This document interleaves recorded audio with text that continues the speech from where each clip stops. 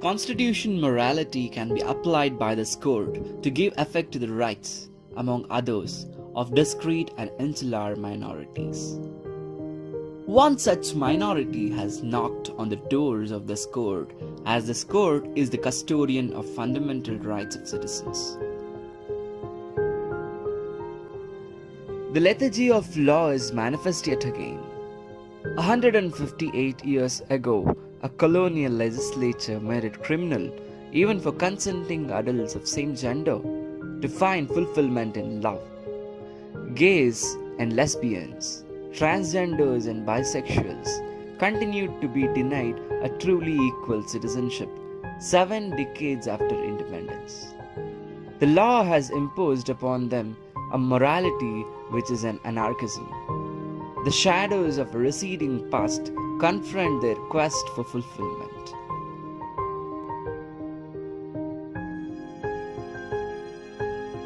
The whole object of Fundamental Rights chapter is to strike down those laws which would otherwise not be struck down by majoritarian governments. We won't wait for majoritarian governments to enact or delete. This case involves much more than merely decriminalizing certain conduct which has been prescribed by a colonial law. The case is about an aspiration to realize constitutional rights. It is about a right which every human being has to live with dignity. It is about enabling these citizens to realize the worth of equal citizenship. Whilst a great deal of scientific research has examined possible genetic, hormonal, developmental, psychological, social, and cultural influences on sexual orientation, no findings have conclusively linked sexual orientation to any one particular factor or factors. It is believed that one's sexuality is the result of complex interplay between nature and nurture. Sexual orientation is an innate attribute of one's identity and cannot be altered. Sexual orientation is not a matter of choice. It manifests in early adolescence. Homosexuality is a natural variant of human sexuality. For members of the community, hostility and exclusion aimed at them drive them into hiding, away from public expression and view. It is this discrimination faced by the members of the community which results in silence and consequently invisibility, creating barriers, systematic and deliberate, that affect their participation in the workforce and thus undermines substantive equality. Gays, lesbians, bisexuals, and transgenders have been relegated to the anguish of closeted identities. Sexual orientation has become a target for exploitation, if not blackmail, in a networked and digital age. The impact of Section 377 has travelled far beyond the punishment of an offence. It has been destructive of an identity which is crucial to a dignified existence. Section 377 inhibits them from entering and nurturing enduring relationships.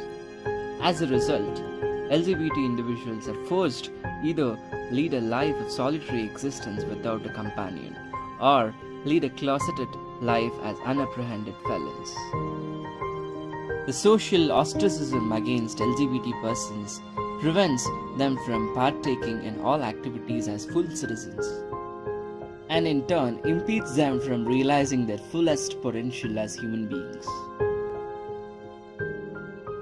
Homosexuality is something that is based on sense of identity.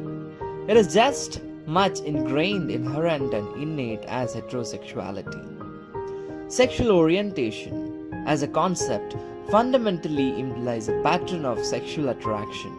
It is as natural a phenomenon as other natural biological phenomena.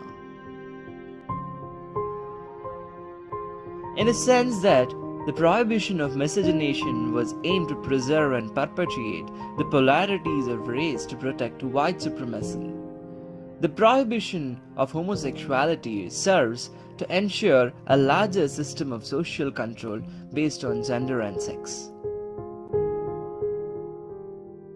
They are forced not to disclose a central aspect of their personality, that's their sexual orientation, both in their personal and professional spheres, to avoid persecution in society and opprobrium attached to homosexuality. It is the effect of law upon the fundamental rights which calls the courts to step in and remedy the violation. The individual is aggrieved because the law hurts. The hurt to the individual is measured by the violation of protected right. Hence, while assessing whether a law infringes a fundamental right, it is not the intention of the lawmakers that is determinative, but whether the effect or operation of law infringes fundamental rights. This evolution has enabled societies governed by liberal constitutional values such as liberty, dignity, privacy, equality, and individual autonomy. Decriminalizing is, of course, necessary to bury the ghosts of morality which flourished in a radically different age and time. But decriminalization is a first step. The constitutional principles on which it is based have application to a broader range of entitlements. The Indian Constitution is based on an abiding faith in those constitutional values. In the march of civilization across the spectrum of compassionate global order, India cannot be left behind.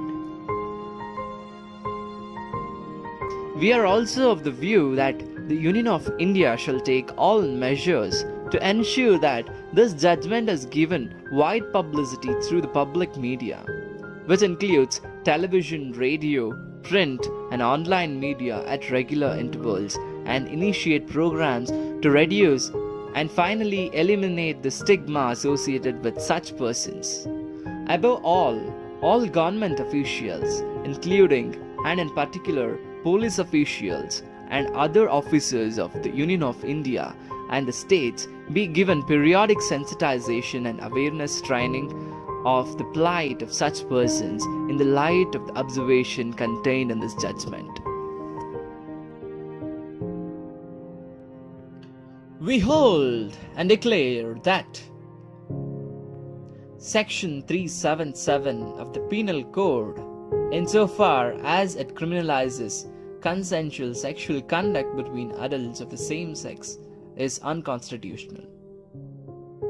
Members of the LGBT community are entitled, as all other citizens, to the full range of constitutional rights, including the liberties protected by the Constitution. The choice of whom to partner, the ability to find the fulfillment in sexual intimacies, and the right not to be subjected to discriminatory behavior are intrinsic to the constitutional protection of sexual orientation. Members of LGBT community are entitled to the benefit of an equal citizenship without discrimination and to the equal protection of law. And the decision in Kaushal stands overruled.